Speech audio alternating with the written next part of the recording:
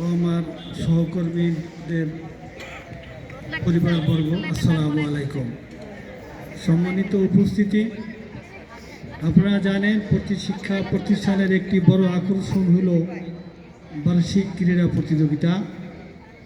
এর পাশাপাশি cultural function এবং বার্ষিক ইসলামিক সাংস্কৃতিক প্রতিযোগিতা হয়ে থাকে। তো এবছর সরকার একটা তারিখ নির্ধারণ করে দিয়েছে যে 31শে জানুয়ারির মধ্যে শেষ করতে হবে। আপনাদের অবগতির জন্য বলি, জানুয়ারির 6 তারিখ থেকে আমরা হিট শুরু করেছি। শুক্র শনিবার বাদ দিলে যে কয়দিন থাকে প্রতিদিনই 2 পিরিয়ড পরে হিট হয়েছে।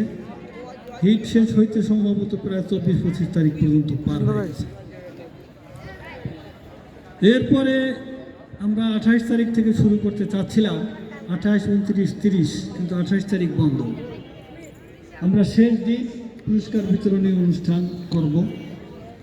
তো এই বছর একটু ভিন্ন মাত্রা আমরা যোগ করেছি যে এই বছর আপনারা জানেন যে প্রতি বছর সরকারি কর্মকর্তাদের দাওয়াত করা হয়, বিভিন্ন পলিটিক্যাল লিডারদের দাওয়াত করা হয়।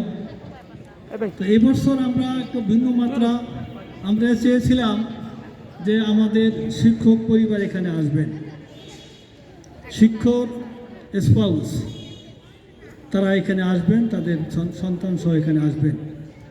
যিনি এখানে চাকরি করেন তার হাজব্যান্ডের জানা নেই যে আমার বিশেষ কাদের সাথে কোন পরিবেশে চাকরি করে, আর আমার ওই শিক্ষক ভাইয়ের মিসেসের জানা নেই যে আমার হাজব্যান্ড কোন পরিবেশে কাদের সাথে প্রতিদিন কাঁধে কাঁধ মিলিয়ে চাকরি করে।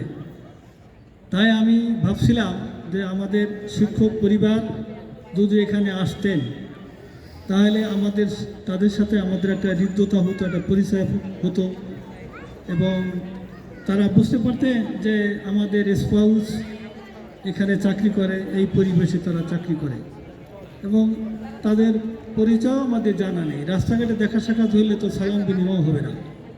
এই জন্য আমি চাচ্ছিলাম যে আমাদের শিক্ষক পরিবার তাদের সন্তান সহ এখানে যদি আসেন, আসলে আমাদের